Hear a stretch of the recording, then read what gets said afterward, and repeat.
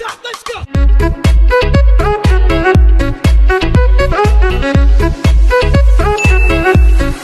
One, two. Hello guys, welcome back to my channel. For today's video po is gagawa po tayo ng dessert, yung ubi jelly with buko pandan. Gagamit lang po tayo ng Mr. Gulaman. So una po natin gagawin ngayon is yung ating ubi flavor. So maglalagay po tayo ng tubig sa ating kaserola.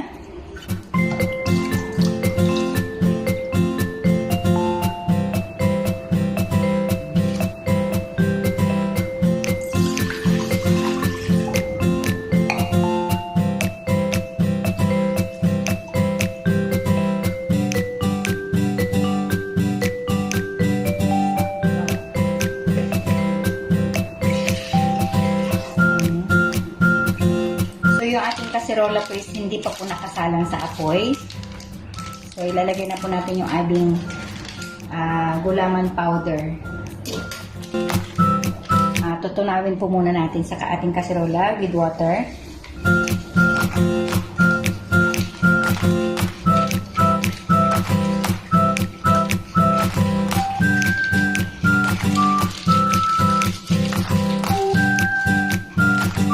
Then, lalagyan po natin ng ubi flavor. Ayan po yung ating ubi flavor. Tansyahin lang po natin yung kulay ng ating ubi jelly. So, ito na po yung ating tinutunaw na jelly powder. Pwede na po natin isalang sa apoy.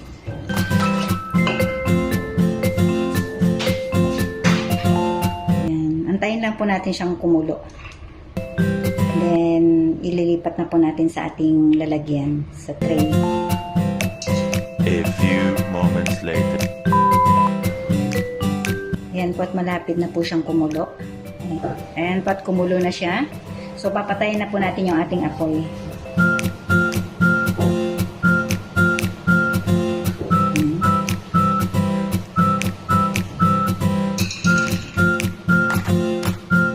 Dito po natin ililipat yung ating gelatin.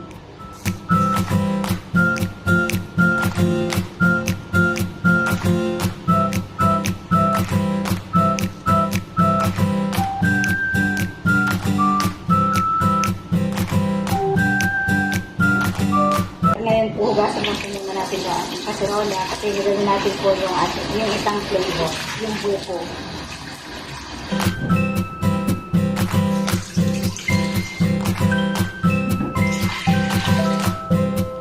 Lagay na rin po natin yung ating Mr. Gulaman na buko pandan flavor. Lagyan lang po natin.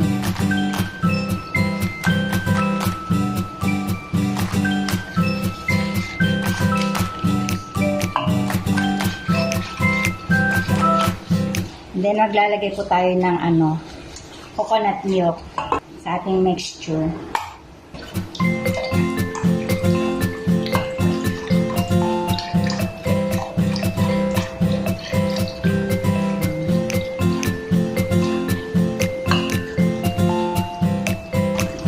At yan po, ready na po natin isalang sa kalan yung ating mixture.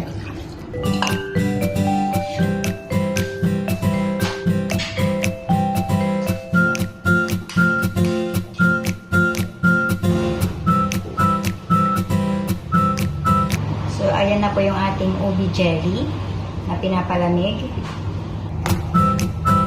Dito po, malapit na pong kumulo yung ating gelatin.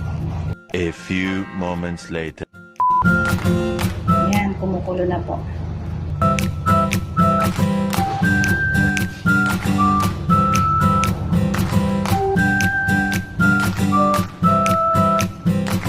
Transfer na po natin sa lagayan. Mainit.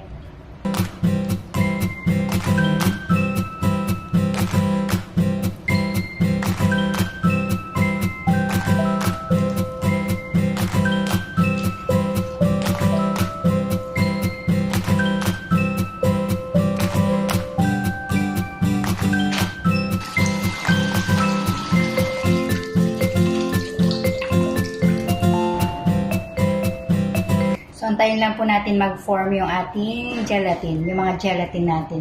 Yan, ayan po yung ubi at saka yung buko pandan. Umuusok pa.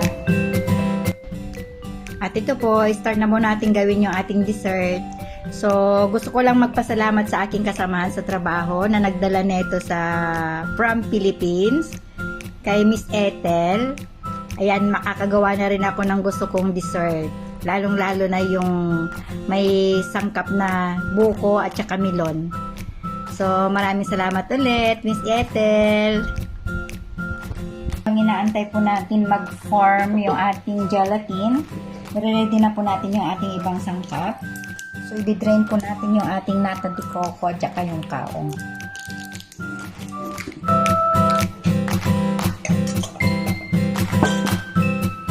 Papa, I need your help. Pagbukas naman.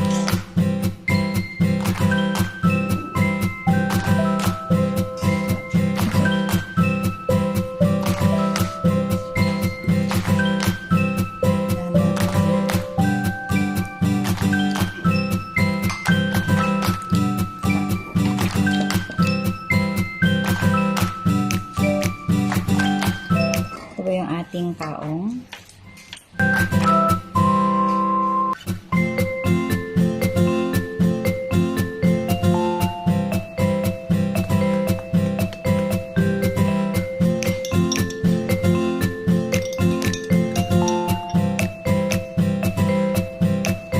Tanggalin po natin yung syrup niya.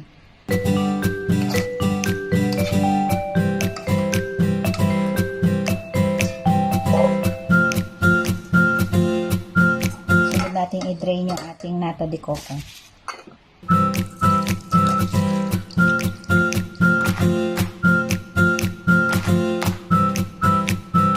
Ayan po, at isunod na rin po natin yung ating nata de coco na na-drain. Ilagay na po natin sa ating mixing bowl.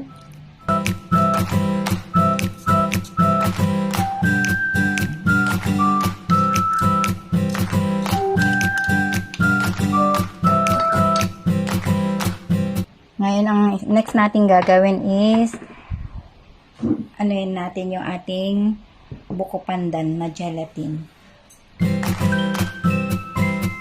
Slice din natin.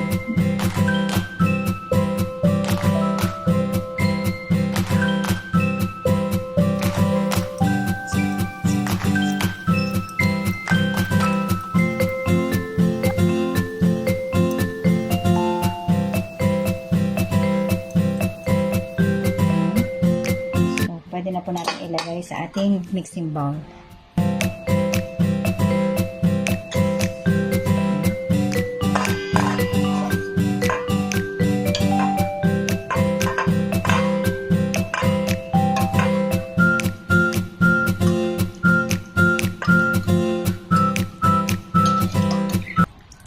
Ito na po yung ating buko pandan jelly.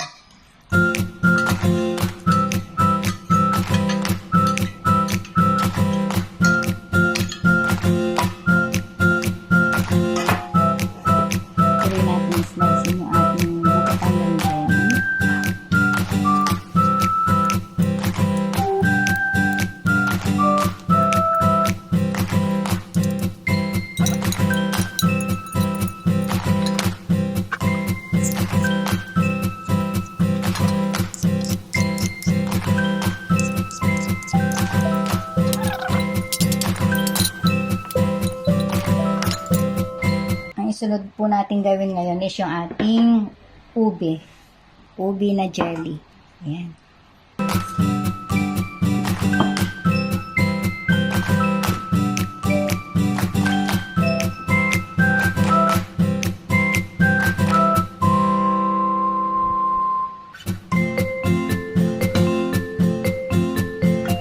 Medyo makapal po yung ating nagawa.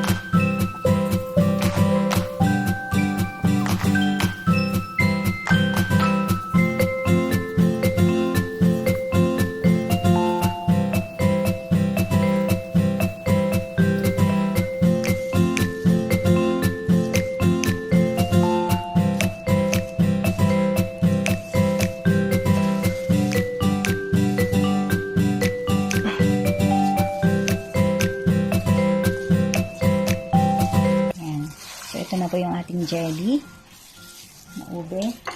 So, next na po natin gawin ngayon is yung ating creamer. Ilalagay na po natin yung ating creamer. Lagyan na natin yung ating condensed milk.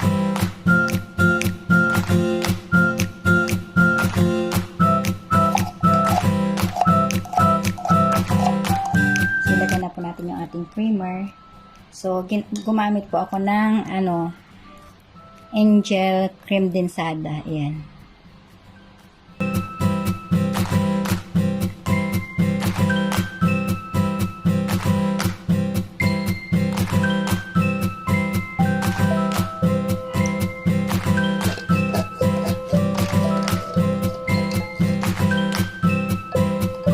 Nailagay na po natin lahat yung ating mga ingredients. So, hahaluin na po natin.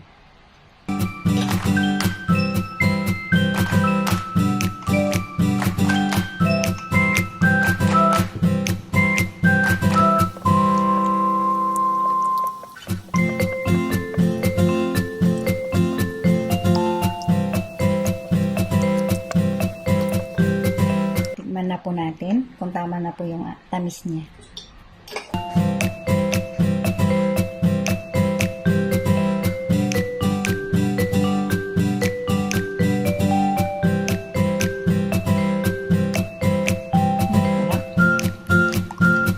Tikman mo nga.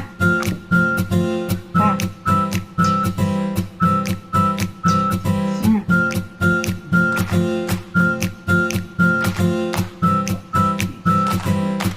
Tatabi muna natin tong ating na mix na dessert. Lalagyan din po natin siya ng yung parang kinayod na parang nyog. Kaya natin kayo rin.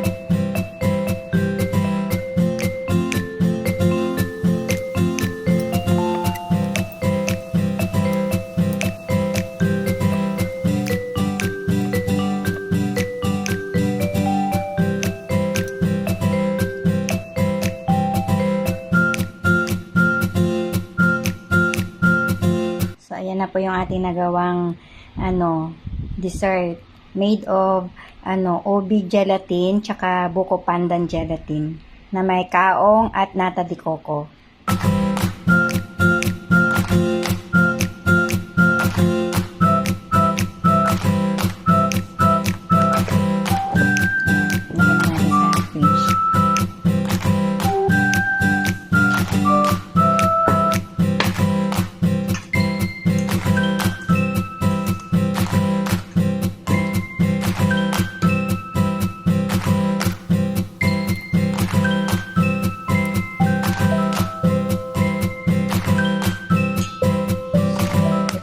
Bigay din natin sa ating ka-flatmate. Yan. Dumating na sila. Then, yung natira, ilagay na rin natin dito sa ating lalagyan.